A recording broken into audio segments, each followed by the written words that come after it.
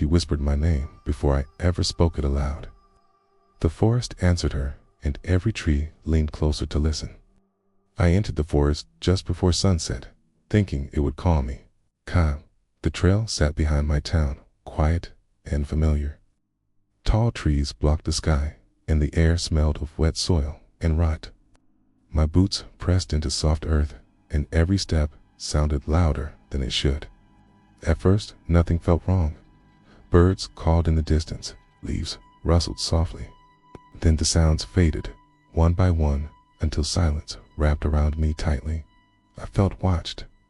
I told myself it was imagination, and kept walking. The path narrowed, roots twisted across the ground like sleeking snakes. Fog rolled between the trees, low and heavy. That was when I heard her voice. It came from everywhere and nowhere, soft and cracked like dry leaves rubbing together. You should not be here. My chest tightened. I turned slowly, but saw only trees and fog. The air felt colder suddenly, and my breath formed pale clouds. I called out, asking who was there. My voice sounded thin and weak. She laughed. From the fog stepped a figure, a woman draped in torn black cloth. Her hair hung long and tangled, hiding most of her face. Her feet did not touch the ground. She floated inches above the soil. Tried to move. My legs refused. She lifted her head slightly when I showed through the curtain of hair glowing pale and knowing.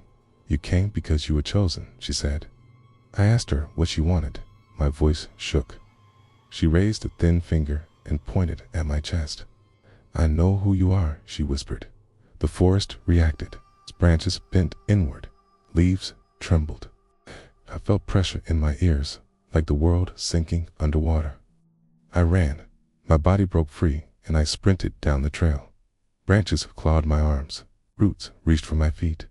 Behind me, her laughter followed, calm and patient. Toys. The fog thickened.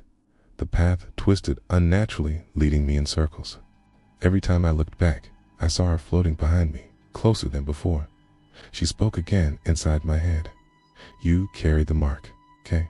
Burst through the trees into the clearing near the trail entrance and collapsed, gasping. The forest fell silent again. When I looked back, she was gone. That night, I locked every door and window. I pulled the curtains tight. Sleep never came. At midnight, tapping echoed from my bedroom wall, slow and deliberate. The sound moved along the wall, tracing a circle. Then her voice came softly through the glass. I see you now. I hid beneath my blanket, shaking. The tapping stopped. Cold air flooded the room. A shadow passed over me, blocking the moonlight. I felt breath on my face that smelled of damp earth. Morning came, but fear stayed. Strange things began happening. A reflection lingered in mirrors a moment too long. I heard whispers when alone. People stared at me in the street as if they recognized something wrong. That evening, a woman stopped me and asked if I had been in the forest. I asked how she knew. She backed away pale and said, "The witch only marks one kind." I returned home, shaking. On my kitchen table lay a bundle of dried herbs tied with black string. I did not know how it got there. Beneath it was a message scratched into the wood. She walks with you. The lights flickered. The room filled with fog. She appeared near the doorway, smiling. Her eye glowed brighter now. "The forest needs a voice," she said. "Someone to speak its will." I screamed and threw the bundle at her. It passed through her like smoke. The walls cracked. Roots burst through the floor, twisting around my legs. The smell of soil and decay filled the air. She touched my forehead. Its pain exploded behind my eyes. Memories, not mine, flooded in. Its faces lost to the trees. Names swallowed by bark and bone. I saw myself standing in the forest, wearing her smile. When the pain faded, I stood alone in my home. The damage was gone. The silence felt heavier.